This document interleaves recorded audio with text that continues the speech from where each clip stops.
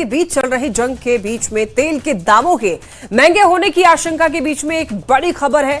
भारत सरकार ने यह दावा किया है कि इस जंग का तेल की कीमतों पर कोई असर नहीं पड़ेगा। भारत सरकार ने बड़ा दावा किया कि भारत में फिलहाल पेट्रोल और डीजल के दाम स्थिर ही रहेंगे, वो नहीं बढ़ेंगे। गैस कीमतों में उछाल था, वो मामूली बढ़ोतरी थी। सरकार के मुताबिक जो 60 रुपए बढ़े हैं वो मौजूदा हालत की वजह से नहीं बल्कि पिछले साल की अंडर कवरी की वजह से बढ़े हैं। देश में डोमेस्टिक उपभोक्ता के लिए गैस की कोई कमी नहीं है। इसके अलावा कमर्शियल सिलेंडर को लेकर हो रही दिक्कतों की खबरों पर सरकारी सूत्रों के मुताबिक अधिकतर कमर्शियल सेटअप पे इंडक्शन प्लेट्स का इस्तेमाल होने लगा है, लेकिन फिर भी अगर कहीं पर दिक्कत आ रही है तो वो भी देखा जा रहा है। लोगों से इस वक्त शांति और संयम रखने की अपील की जा रही है। न्यूज 18 भी आपसे यही अपील कर रहा है कि एलपीजी को लेकर के घबराएं नहीं, पैनिक ना हो।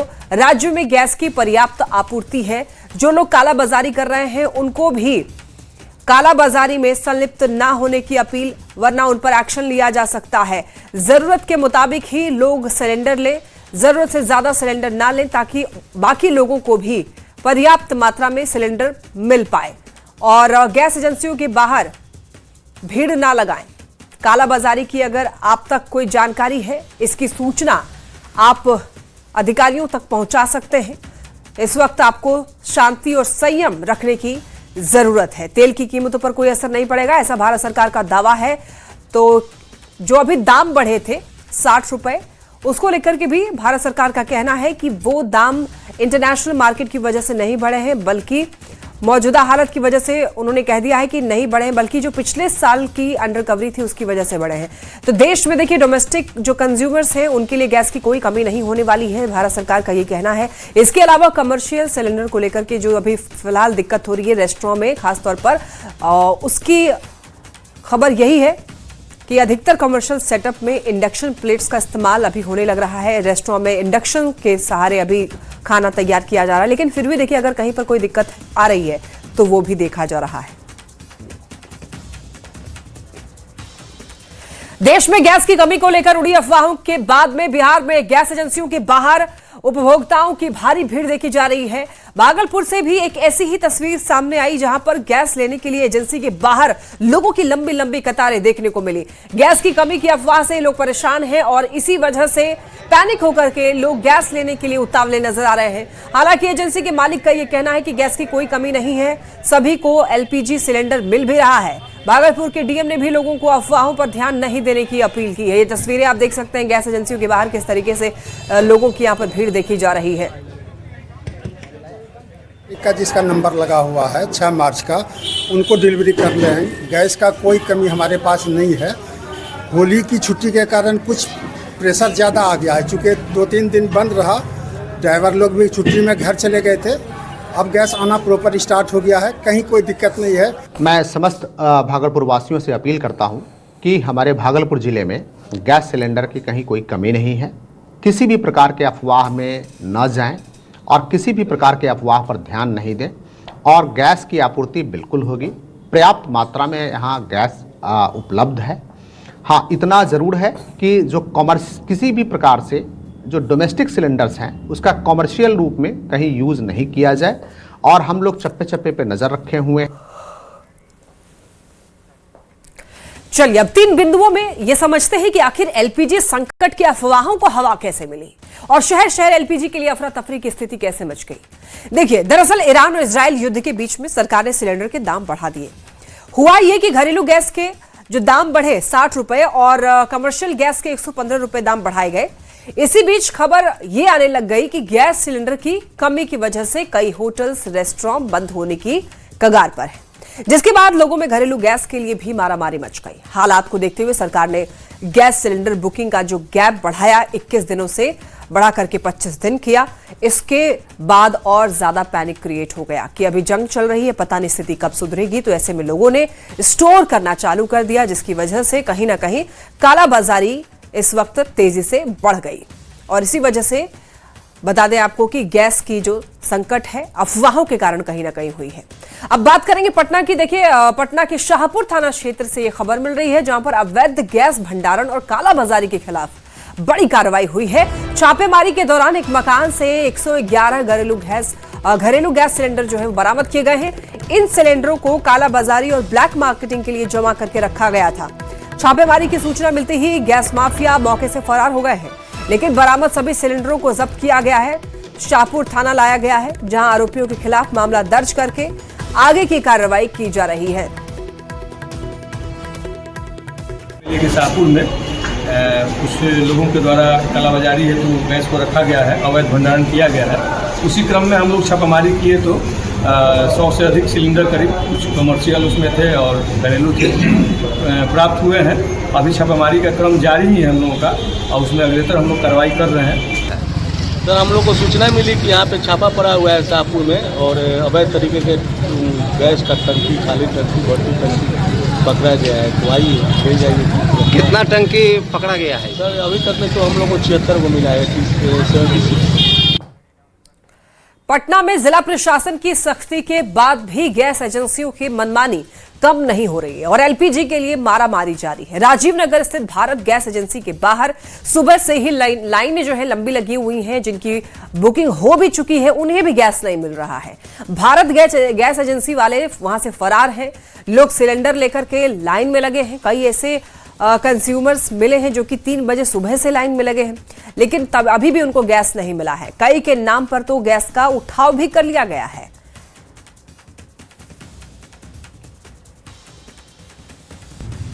ईरान इजराइल युद्ध की वजह से राजधानी पटना में भी रसोई पर आफत आ गई है और लोग एलपीजी गैस के लिए मारामारी कर रहे हैं। सुबह के 3 बजे से लोग कतार में लग रहे हैं, बावजूद एलपीजी गैस उपलब्ध नहीं है।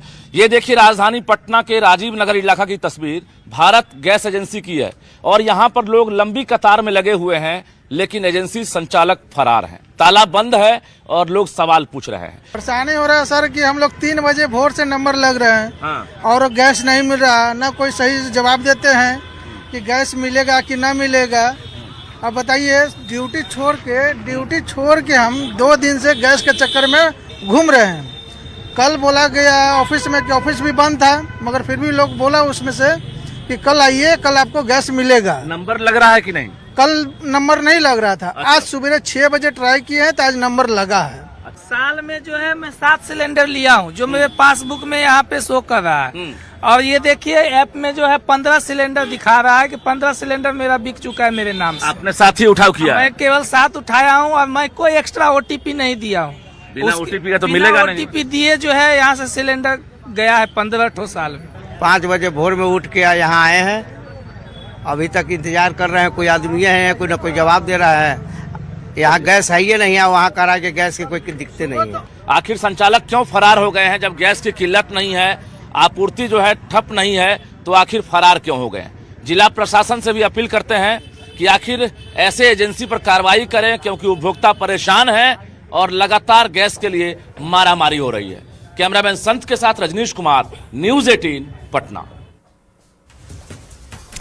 और अब आपको बताते हैं एलपीजी संकट के बीच हालात से निपटने के लिए सरकार ने क्या क्या कदम उठाए हैं। देखिए, सरकार ने एलपीजी का उत्पादन 28% बढ़ा दिया है।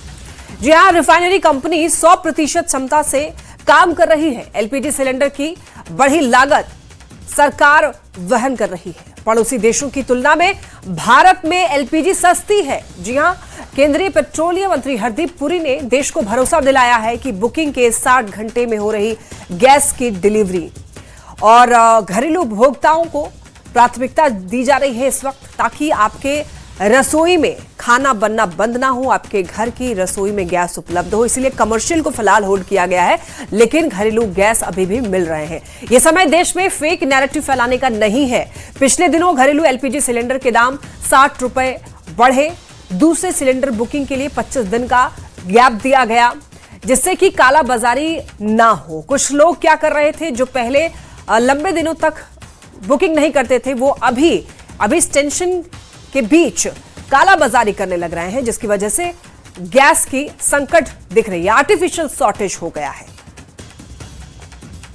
There is no shortage of petrol, diesel, kerosene, ATF or fuel oil. The availability of petrol, diesel, aviation, turbine fuel, kerosene and fuel oil is fully assured. Retail outlets across the country are stocked and supply chains for these products are functioning normally. Additional allocation of PDS kerosene has been issued to all the states. और अब बात करेंगे सुपौल की। देखिए, सुपौल में LPG gas की किल्लत की फैल रही खबरों के बीच डीएफ ने उपभोक्ताओं से अपील की है। उन्होंने कहा है कि वो किसी भी प्रकार की अफवाहों पर ध्यान न दें। डीएम ने स्पष्ट किया है कि जिले में एलपीजी गैस की कोई कमी नहीं है, आपूर्ति पूरी तरीके से सामान्य है।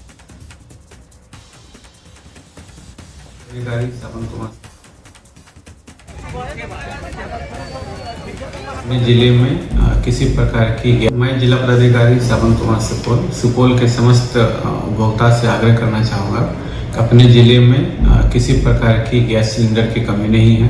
हमारे अनुमंडल पदाधिकारी, आपूर्ति पदाधिकारी ये पूरी तरह से तत्पर हैं कि जिले में कहीं भी किसी प्रकार के कालाबाजारी की शिकायत होगी उस पर कठोर कार्रवाई करेंगे। और जैसे ही उपभोक्ता के द्वारा कंज्यूमर आप बुकिंग कराते हैं, बुकिंग होने के 2 से 3 दिन के अंदर आपको गैस की डिलीवरी भी हो जाएगी। किसी प्रकार का अफवाह पर ध्यान नहीं दें। खबर सहरसा से। अब आज मुख्यमंत्री नीतीश कुमार की समृद्धि यात्रा होने वाली है। मुख्यमंत्री हेलीकॉप्टर से सहरसा हवाई अड्डा पहुंचेंगे और इसके बाद वो बंगाली बाजार स्थित आरओबी निर्माण कार्य का निरीक्षण करेंगे। निरीक्षण के बाद मुख्यमंत्री नगर निगम क्षेत्र के शाहपुर गांव पहुंचेंगे, जहां करीब 125 विकास योजनाओं का शिलान्यास और उद्घाटन किया जाएगा। इन योजनाओं की कुल लागत लगभग 500 करोड़ रुपए बताई जा रही है। कार्यक्रम को लेकर शाहपुर गांव में तैयारियां पूरी कर ली गई है।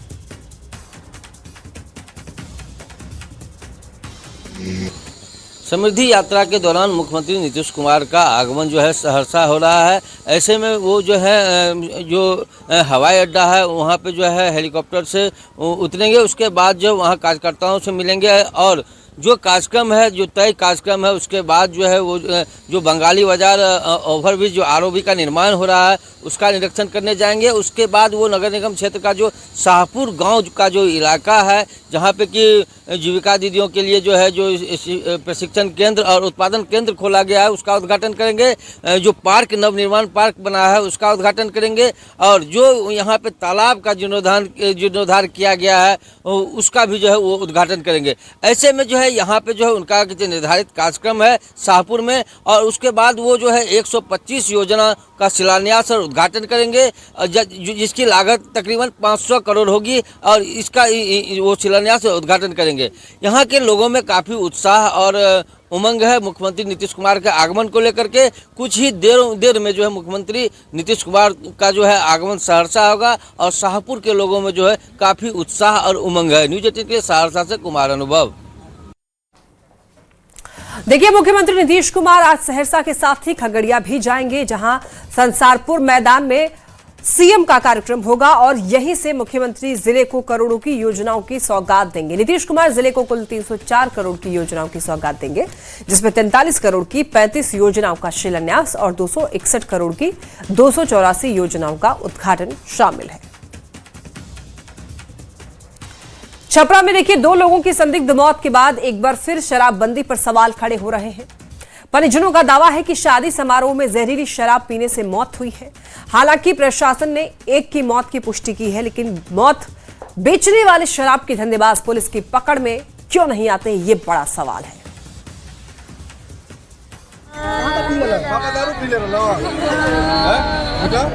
ये तस्वीर आपका कलेजा छलनी छलनी कर देगा। छपरा में रोते बिलखते परिवार की तस्वीर एक बार फिर सवाल कर रही है, आखिर जहरीली शराब और कितनों की जान लेगा। दहाड़ मार कर रोते इस परिवार की चीख एक बार फिर बिहार में शराबबंदी पर सवालिया निशान लगा रहा है। छपरा के पानापुर में 2 लोगों की संदिग्ध मौत से एक बार फिर सनसनी फैल गई है, जबकि 2 लोगों की हालत गंभीर बताई जा रही है। पानापुर के धेनुकी में धर्मेंद्र राय की संदिग्ध मौत हो गई। परिजनों का दावा है कि एक शादी में शराब पीने के बाद धर्मेंद्र की तबीयत बिगड़ी और इलाज के दौरान मौत हो गई। पानापुर इलाके में अब तक 2 लोगों की मौत की खबर है। हालांकि प्रशासन ने एक ही मौत की पुष्टि की है। अब हम ये सरकार से सवाल करेंगे कि जब बिहार में दारू बंद है तो मिल कहाँ से रहा है? मिला तो कैसे मिला? आपको कंफर्म है कि ये शराब पिए? ये कंफर्म है कि शराब पिए। प्रशासन का कहना है कि पूरे मामले की जांच चल रही है। अधिकारी प्रभावित इलाके में लगातार कैंप कर रहे हैं। छपरा में 2 लोगों की संदिग्ध मौत के बाद एक बार फिर कई सवाल खड़े हो रहे हैं। आखिर जहरीली शराब कब तक लोगों की जान लेता रहेगा? आखिर प्रशासन को जहरीली शराब के अड्डों का पता क्यों नहीं चलता? मौत बेचने वाले शराब के धंधेबाज पुलिस की पकड़ में क्यों नहीं आते? जहरीला जाम जिंदगी को कब तक लीलता रहेगा? न्यूज़ 18 के लिए छपरा से संतोष गुप्ता की रिपोर्ट।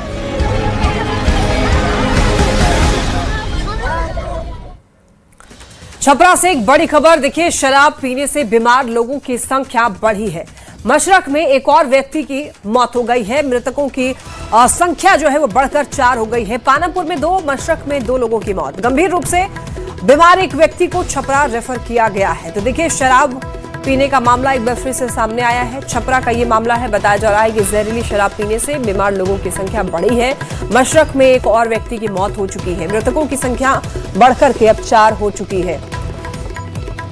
ज्यादा जानकारी के लिए न्यूज़ 18 संवाददाता संतोष गुप्ता हमारे साथ जुड़ रहे हैं। संतोष, देखिए, यहाँ पर शराब पीने की वजह से मौत होने वालों की संख्या जो है वो बढ़ गई है। एक बार पूरी जानकारी दीजिए। जी देखिए, लगातार संख्या बढ़ रही है। मैं बता दूं कि संदिग्ध मौत का जो सिलसिला है वो शुरू हो चुका है और धीरे धीरे, जैसा कि उम्मीद भी थी कि अगर वास्तव में जहरीली शराब सिस्टम में आई है तो कोई ना कोई संख्या बढ़ेगी और धीरे धीरे मरीज निकल के बाहर आ रहे हैं। आज भी 2 मरीज आए हैं मशरक थाना पर, जिसमें एक की मौत हो गई है। एक व्यक्ति की आंख की रोशनी चली गई, जिससे गंभीर हालत में छपरा रेफर किया गया है। प्रशासन एक्शन मोड में है। लगातार प्रभावित इलाके में छापेमारी चल रही है। डीएमएसपी ने भी रात में घटनास्थल का दौरा किया था और वहां पे अधिकारियों को आवश्यक निर्देश भी दिए थे। लेकिन बड़ा सवाल यह है कि मशरक और आसपास के इलाके में ही बार बार शराब कांड क्यों हो रहा है? छपरा एक बहुत बड़ा एरिया है, वही एक एरिया जो है बिल्कुल विवादित बना हुआ है। वहां पे बार बार शराब कांड हो रहे हैं, वहां बड़ी संख्या में लोगों की मौत हो रही है। तो कहीं ना कहीं वहां प्रशासन के ये गहन जांच करने की जरूरत है कि ऐसे कौन से माफिया है जो इस तरह का काम कर रहे हैं, जो बार बार लोगों की जिंदगी ले रहे हैं। हालांकि अभी फिलहाल प्रशासन का फोकस जो है इस घटनाओं को रोकने के लिए डीएम ने स्पष्ट तौर पर निर्देश दिया है। वहां डॉक्टरों को अलर्ट कर दिया गया है। सदर अस्पताल में डॉक्टर अलर्ट पे है और तमाम जो घटनाएं सामने है उसकी जांच की जा रही है। अभी प्रशासन इन मौतों को खुल करके कुछ नहीं बता रहा है। प्रशासन का कहना है कि जो भी है ये संदिग्ध मौत ही मान रहे हैं। हो सकता है कि उसमें कुछ अन्य भी कारण रहा हो, लेकिन जो परिजन है वो स्पष्ट तौर पे कह रहे हैं कि जो भी लोगों की मौत हो रही है या जो लोग बीमार पड़े हैं उन लोगों ने कहीं ना कहीं शराब का सेवन किया था और उसके बाद उनकी तबीयत बिगड़ी है, आंखों की रोशनी गई है। तो सिम्टम्स भी बता रहे हैं कि जो शराब पीने के बाद जो सिम्टम्स आते हैं वैसे ही सिम्टम्स से लोग बीमार पड़ रहे हैं और उनको आनंद फानंद में छपरा रेफर किया जा रहा है। यहाँ से कुछ लोग पटना में भी इलाज करा रहे हैं। तो स्थिति थोड़ी अफरा तफरी की जरूर बनते जा रही है, लेकिन प्रशासन जो है प्रभावित इलाके में लगातार कैंप करके स्थिति को नियंत्रित करने की कोशिश कर रहा है। जी संतोष, ये कोई पहला मामला नहीं है छपरा का। छपरा में इससे पहले भी जहरीली शराब के मामले सामने आ चुके हैं। कई लोग अपनी जान गंवा चुके हैं। कहीं ना कहीं लोग भी इससे बाज नहीं आते हैं। जब लोग शराब बेच रहे हैं, जो लोग मौत बेच रहे हैं, लेकिन यहां पर लोगों को भी सावधान होने की जरूरत है।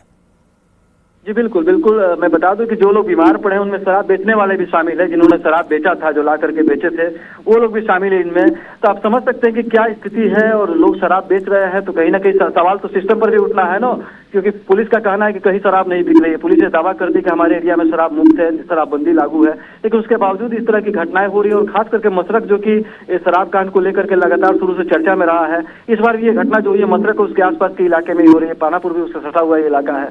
तो इस तरह से जो घटनाएं हो रही है तो कहीं ना कहीं वहाँ पे सवाल जरूर उठ रहे हैं कि आखिर मशरक का इलाका ही शराब माफिया के लिए सेफ जोन क्यों बना हुआ है। वहाँ पे इस तरह का जो शराब उसको कहाँ से ला करके बेचा जा रहा है, क्या कुछ अलग तरीके की साजिश चल रही थी। तमाम जो है जांच के दायरे में है। अधिकारी बार बार जांच की बात कर रहे हैं, लेकिन लोग सवाल जरूर उठा रहे हैं कि आखिर ये घटनाएं मशरक में ही क्यों हो रही है। गंभीर समस्या है संतोष, और ऐसे में पुलिस प्रशासन को सख्ती से एक्शन लेना होगा, तभी जाकर कुछ हो पाएगा। बहुत धन्यवाद आपका इन तमाम जानकारियों के लिए। तो देखिए, छपरा में जहरीली शराब पीने से मौत की बात कही जा रही है। ऐसे में एक बार फिर कई सवाल खड़े हो रहे हैं। आखिर जहरीली शराब कब तक लोगों की जान लेता रहेगा?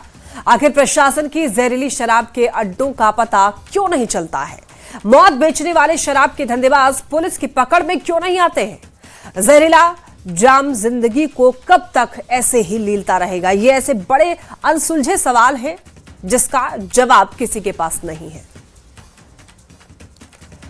पटना से अब बात करेंगे बड़ी खबर की। एसवीयू की यानी कि स्पेशल विजिलेंस यूनिट की बड़ी छापेमारी। भ्रष्ट लोक सेवक पंकज कुमार के ठिकानों पर रेड। देखिए, छापेमारी के दौरान 32 लाख रुपए कैश जब्त किया गया। कार्रवाई के दौरान हीरा, सोना और चांदी के जेवर फेंकने की भी कोशिश हुई है। एसवीयू टीम ने यहां पर बताया जा रहा है 1 करोड़ 31 लाख के जेवरात भी जब्त किए गए हैं और यहां पर पटना के कदम कुआं, रानीघाट और पीएमसीएच कार्यालय में छापेमारी हुई है। आरोपी और पत्नी के नाम पर कई फ्लैट के डॉक्यूमेंट्स भी मिले हैं। इतना ही नहीं, 150 से भी ज्यादा सोने के आभूषण की रसीदें बरामद की गई हैं। बैंक खातों और निवेश से जुड़े हुए दस्तावेज भी मिले हैं। 13 साल की नौकरी में अकूत संपत्ति अर्जित करने का आरोप है, यानी कि आय से अधिक संपत्ति का ये मामला सामने आ रहा है। बैंक खातों और निवेश से कई डॉक्यूमेंट्स हाथ लगे हैं। यूनिट के द्वारा, एसबीओ के द्वारा ये आय से अधिक संपत्ति के मामले में यहाँ पे कार्रवाई की गई है। डीजीएम पंकज कुमार, जो Bihar medical services and infrastructure corporation limited BMSICL के डीजीएम हैं, उन पे लगभग 1 करोड़ के आसपास का अप्रत्यानुपातिक धनार्जन का केस दर्ज हुआ है, एफआईआर दर्ज हुआ है। उसके बाद इनके विभिन्न ठिकानों पर कार्रवाई की जा रही है। उसी के तहत यहाँ पे PMCH स्थित इनके कार्यालय में हम लोग छापेमारी करने, तलाशी करने। और ज्यादा जानकारियों के लिए न्यूज 18 संवाददाता अमित हमारे साथ जुड़ रहे हैं। अमित, पंकज कुमार के नाम अकूत संपत्ति, काफी कुछ हाथ लगे हैं एसवीयू की टीम को, अगर पूरी जानकारी दीजिए, क्या कुछ हाथ लगे हैं? कुमार हैं, इनके ये जो है वो सोने चांदी और हीरे के जेवरात के शौकीन हैं और इनके 3 ठिकानों पर कल एसबीयू की टीम ने छापेमारी की थी और ये तीनों टीम जो है वो एक साथ छापेमारी करने पहुंची। छापेमारी के दौरान जो है इनके विभिन्न ठिकानों से अकुत संपत्ति जो है उसका खुलासा हुआ और सीधे तौर पे कहा जाए तो जो इन्होंने करोड़ों का हीरे जेवरात का सोने का जो जेवरात इन्होंने बना रखा था, अर्जित कर रखा है, उसको लेकर के जब टीम ने छापेमारी करने के दौरान वो बरामद करना चाहा तो ये जेवरातों को फेंकने की कोशिश करने लगे। हालांकि ये अपने कोशिश में नाकामयाब रहे और फिर इनको गिरफ्तार किया, हिरासत में लिया, पूछताछ किया। पूछताछ के दौरान इन्होंने स्वीकार किया कि तमाम हीरे जेवरात के जो जेवरात है सोने के वो इनके हैं और 3 भूखंड इन्होंने बिल्कुल कह सकते हैं अमित कि यहाँ पर छापेमारी में काफी कुछ एसबीयू की टीम को उनके हाथ में आए हैं। बहुत धन्यवाद आपका इन तमाम जानकारियों के लिए। चलिए इसी